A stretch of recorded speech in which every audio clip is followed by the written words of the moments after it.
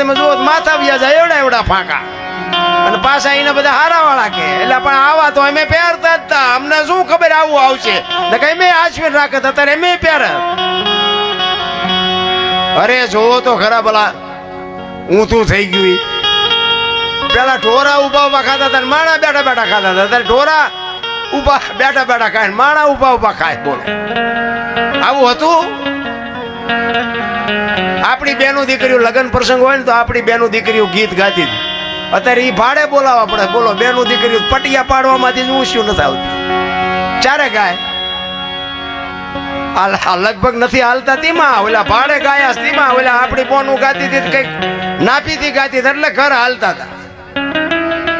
અત્યારે જ્યાં હોય આપણે એમ થાય કે આમનું તો હમણાં લગન છે, હમણાં તો ઘણા એમ કે એ તો સેતુનું છૂટું થઈ ગયું. અરે ઢીંગલા ઢીંગલી જેવું થઈ ગયું રામ. પેલા માણા વાહનમાં જતા હતા ને ઢોરાને હાંકીને જતા હતા. અત્યારે ડોક્ટર માણાને કે હાલજો ને મરશો અને ભેંસું મેટાડોરમાં જાય. બોલો અરે હું તું કઈ નાખ્યું છે તમે જોવો આપણે એમ થાય કે ભેંસું ને વાહન મળે. હો ગૌ જવાનું હોય તો ધોકા ઢીબી ઢીબી ને બાપુ હાંકીને જ લઈ જાય.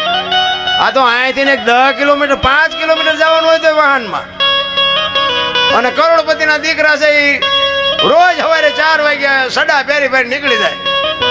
ડોક્ટરે કીધું કે હાલજો નક મરશો, હાલજો. અમારે ત્યાં આગળ સુરેન્દ્રનગર થી મારું ગામ 4-5 કિલોમીટર છે ને.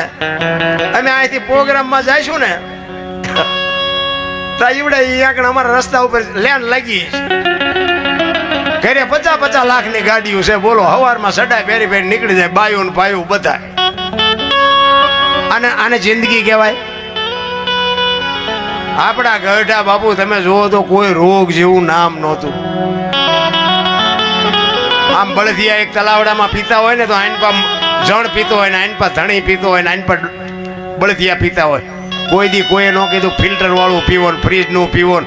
કોઈ દી રોગ ન થયા. આવળ બાવળના દાંતણ કરતા હતા ઠેઠ સુધી એક દાંત ન પડે.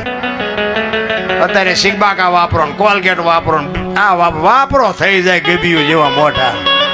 અરે વિજ્ઞાન જે દી ઉઠાડ્યો છે ઠીક છે, માનવું પડે બધાની અરે હાલ્યા વગર છૂટકો નથી. પણ જીવન મને એટલી ખબર પડે તમારું મારું જે જીવન મળ્યું છે ને બાપુ એનો મોકો છે એ લડી લેજો. અત્યારે આમ હાર્ટ એટેક ને કેન્સર ને ડાયાબિટીસ બાપુ આ પ્રેમ, આનું નામ જ પ્રેમ કહેવાય. બાકી કોઈને કાંઈ લઈ નથી જવાનું. અને માં ભગવતી ખોડિયારના સાનિધ્યમાં બહુ મજા આવી ભાઈ. અમને તો ખબર નહોતી આવા માણસ ને કે તમે બપોરે આવતા રહે. ખરેખર મોજ આવી.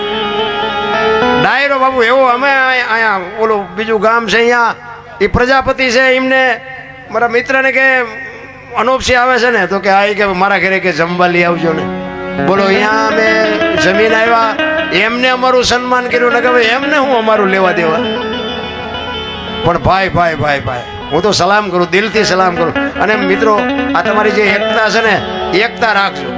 માં ભગવતી કોઈ દી બાપુ કોઈને રોટલાનું દખ નહીં આવવા દે, આપણી ગેરંટી રામ. માં તમારી એકતા હશે ને કાંઈ ઘટશે જ નહીં. જરૂર એકતાની છે બાપુ. બધાય પૈસાદારે ન હોય ને બધાય રૂપાળાએ ન હોય ને બધાય બુદ્ધિશાળીએ ન હોય, પણ એ નિભાવી લેવાની વાત હોય. પછી સમાજ ગમે હોય. પણ અમારે તો અહીંયા છે ને બાપુ ચૂંટણીઓએ જે ગામમાં હાથા કર્યા છે કઈ કીધાની વાત જ નથી. અને ચૂંટણી અને બીજી વાત એ કહું, ઘરમાં એક આપણે માં હોય, દીકરી હોય, બેન હોય, એ એક આપણી ઘરની બાપુ શક્તિ છે, એક ઘરની લક્ષ્મી છે. એને એક જાળવી લેજો તો આ બાપુ આ ભગવતી કોઈ દી તમારે દુઃખ નહીં આવવા દે. વાત પાકી છે. હા આપણે માં છે ને માની વાત જ નથી થાય. માનું એક સમર્પણ છે. માં છે મોટે બોલું, માં હાથે નાનપણ સાંભળે, મલક બધાની મજા પછી કડવી લાગે કાગડા.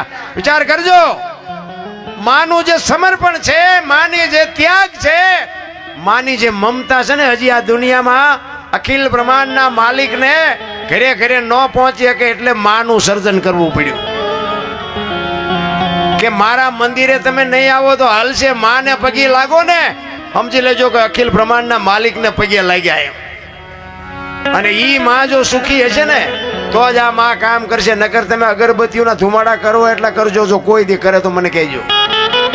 તમારી જનેતા જો દુખી હોય ને તો બાપુ આ માં કોઈથી જિંદગીમાં કામ નહીં કરે. લખવું હોય તો લખી લેજો. માં છે એ તો માં છે ભલા માના. છત્રપતિ શિવાજી મહારાજ જીજાબાઈના ઉદરમાં હતો ને, તેથી માએ રામાયણ ને ગીતા ઓગાળીને પાઈ દીધી હતી.